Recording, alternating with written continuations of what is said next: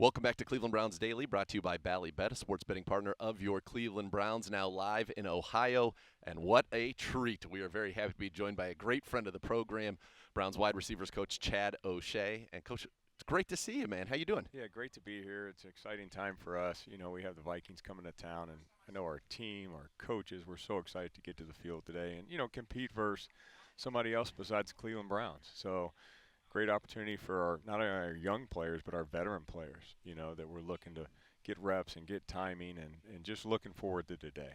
Yeah, and it's an opportunity, really one of the first, I would say, of this offseason to actually have Amari and Jerry and Elijah out there together and kind of seeing what that looks like. How valuable is that timing and, like as you said, getting looks against defenses that maybe you have not seen every single day, either at the Greenbrier or here at the Cross Country Mortgage campus? Most important time of the year is right now. If we can get those guys in the huddle together, and working together and making progress that way. But nothing more important than getting on the field versus, again, competition that's a little bit different than you've seen, different schemes, different players.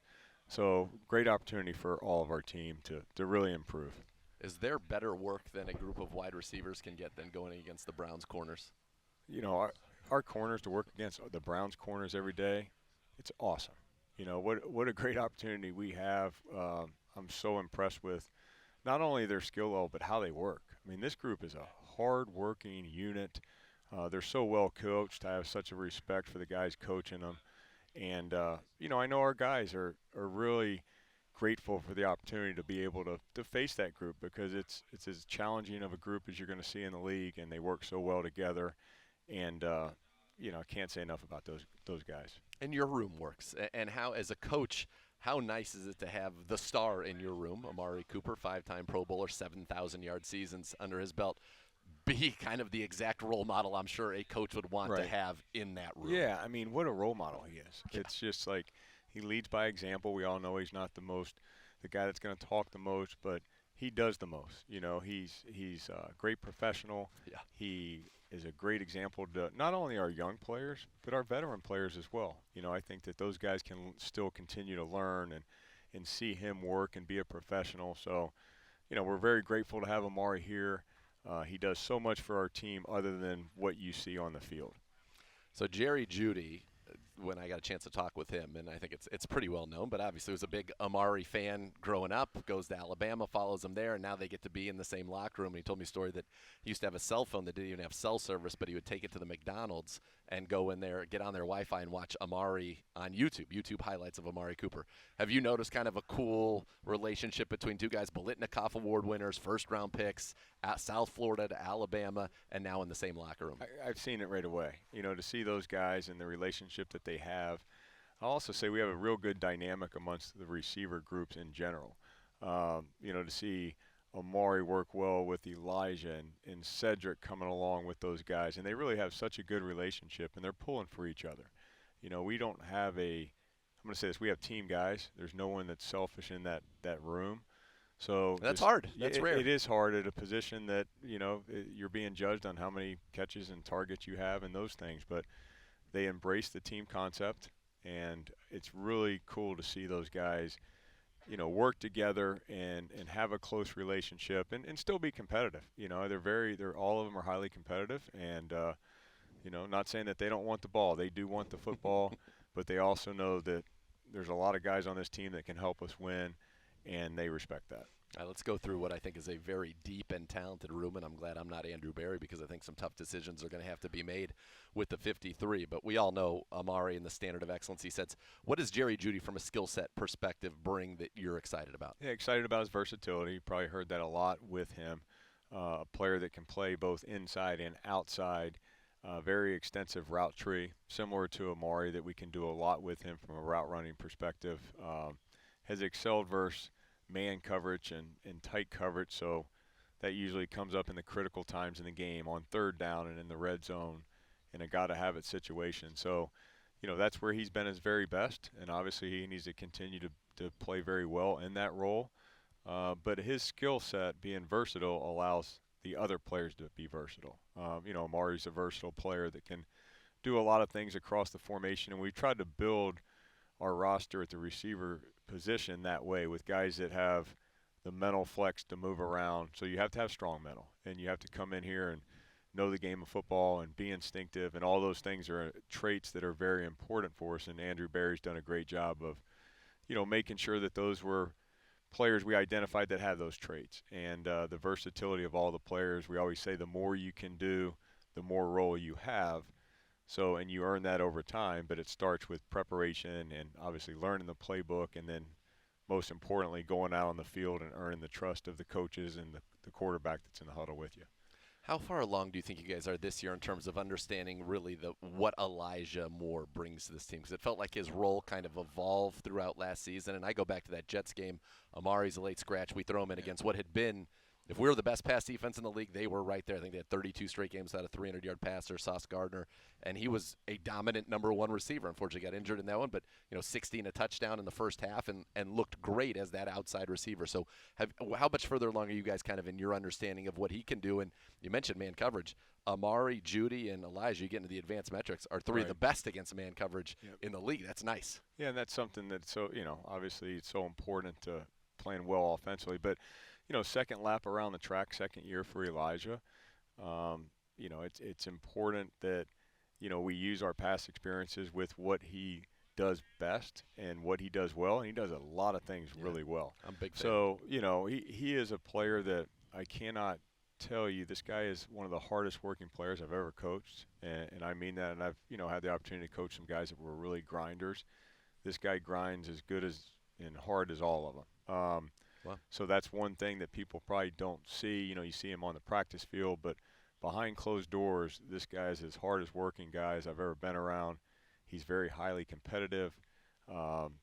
He really has a good way about himself that, in that way. And then just his skill set, I mean, he can do a lot for us, and I think that the more we know about him, the more we appreciate what he brings to the table from a skill set standpoint. And it's our job as coaches to get him in the right position and get him lined up and again, offset those other guys that are talented in very similar ways. So there's only one ball to be thrown on each play, but we have some guys that are good options for the quarterback. Certainly. Defenses are going to have to, in some cases, pick their poison. Be like, okay, we're going to take away this, but then we've got this, and that's a good thing, especially with this offense and some of the structure and some of the freedom for your guys in their routes and their options and choices based on what they're seeing, which is an exciting thing, I think. Yeah, and they're excited about it. I know that. It is. I mean, there's, whenever you can give a receiver opportunity to do a couple things on some routes and have some flexibility, I think it's very good. And then there's some things we ask them, hey, you're going to do it this way, and you're going to run 3 steps and hang a right or a left, and that's what's best for the team. So I think we have a good mix of those things where we're giving the receivers options to do different things and have some creativity and some flexibility. And then they know that there's some concepts and passes that require you just to be very detailed in the way in which we want it done. So our guys, again, being team guys, they don't go out of the box and do their own thing. They try to do it the way we want it done, and that's the one thing I can say about this group, and they're coachable. So that's the top 3, and then you've got some young guys, who are looking really good as well. I feel like Cedric Tillman's taken a big leap from year 1 to year 2. Why is that? What has he done that maybe we don't see that's allowed him to be faster and more effective right now? Yeah, number one, Cedric's really benefited from some of our veteran football players, just understanding how to be a professional on and off the field. I think that's where it started with Cedric. You're seeing a player that has worked so hard to get to the point that he is right now, and I'm seeing him. He's very confident. So when you're confident, you're playing fast. You're playing with the play strength that he has and playing to his size. So I think the confidence of what he's doing is so important for him right now. I'm seeing a confident player, one that again is really doing so many good things for us, and it starts with him just being coachable, working hard, and taking not only the coaching of our coaching staff, but listening to the veterans that are on this team that are such strong leaders to kind of guide him down the right path. Yeah, and I mean, he's got that size-speed combination that's unique in our room. And, he was so productive in college, and there probably is a little – would you say, is it fair to say there's a little bit of an adjustment from what Tennessee was running to what a National Football League team would run for a receiver? I think that's a great point. There's with a lot of the colleges and the offenses, which I respect what they're doing schematically, but they're aligning the receivers maybe on one side and just putting them on one side and not asking them to do a lot from aligning in different formations or to have a different route tree, so their route trees are limited. So Said has grown so much. I mean, he got here and now he has to learn different positions across the field, and he has to learn different tags, and the language is different. I mean, there was very little verbal communication within the offense, so much of their offense at Tennessee was nonverbal, so he had to learn how to communicate and how to listen. And so many of those things it's difficult, and there is a learning curve. But we're in year 2. I'm excited about Cedric's development. He's a fun guy to work with because he works so hard, and his teammates respect that. They certainly do. And then we want to find out what a team, or I guess his peers, think of a receiver. If you ask the coaches and you ask the quarterbacks, and all they say is dependable, reliable, consistent. I think you already know what I'm going to talk about.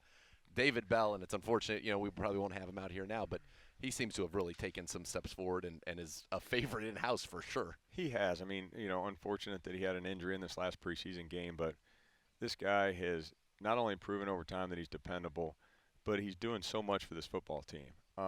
He plays well in the run game. He's a very good blocker. He can do a lot of things from a route tree perspective, and he knows what to do all the time. I can stick him in the game at any spot, any time in the game, and he's going to do it exactly right and be at the right depth and on the right timing, and that's what you want. Yeah. It's the word. His name starts with D, David, and it's dependable and detail. Those letters are the same for this guy.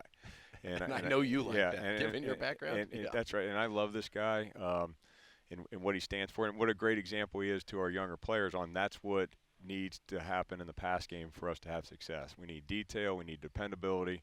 We need guys doing their job consistently every play. And I can't say enough of how hard he's worked. And I think he's really a valuable member to this team. I really do. It's clear. It seems to be a pretty unanimous sentiment about David Bell, which is a great thing for him. And I really thought, the big touchdown against Jacksonville and then the game against Cincinnati, they were still playing their starters, and he went out there and had the best game of his career. And I think hopefully that was some confidence for him at this level as well. Yeah, I think so. And there was, some plays last year that he made that, again, he made them because he's so detailed and he was so prepared for that moment. That he executed well under pressure, and that's what we ask our guys to do is like, hey, critical moments of the game, can we do things exactly as we were coached to do? All right, real quickly on a couple of young guys, and we very much appreciate the time. Jamari Thrash leads the team in receiving against Green Bay, made a great catch on a heater from DTR on that when he bent it around the linebacker in that cover two. He seems to be a very good route runner as well. What have you seen from Jamari Thrash? Yeah, Jamari Thrash is, he's an instinctive route runner. He has the ability to get open versus man and zone.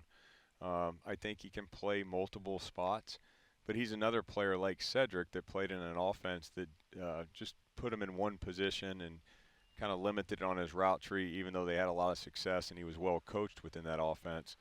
But we're asking him to do a lot more from a formation standpoint. And I think he's really handled that well, and I think that's shown up, in the first game, and hopefully we'll see how he does versus the Vikings out there for some really good competition. Coach, thank you so much for the time. Thank you. It's always a pleasure. I'm going to end it with a selfish question. How's the workout regimen going? I know you lost your buddy a few years ago. How's that all going? You still look to be in tremendous condition. Yeah, I picked another buddy up in Tommy Reese. He's, okay. He's now my workout partner, and we're doing good. I think we're on day 28. We got a consecutive streak going. Okay. So we need to continue on that, and it's going good. All right. Well, we'll let you go get to day 29, Coach. Thanks so much for the time. Thanks a lot. Appreciate it. All right.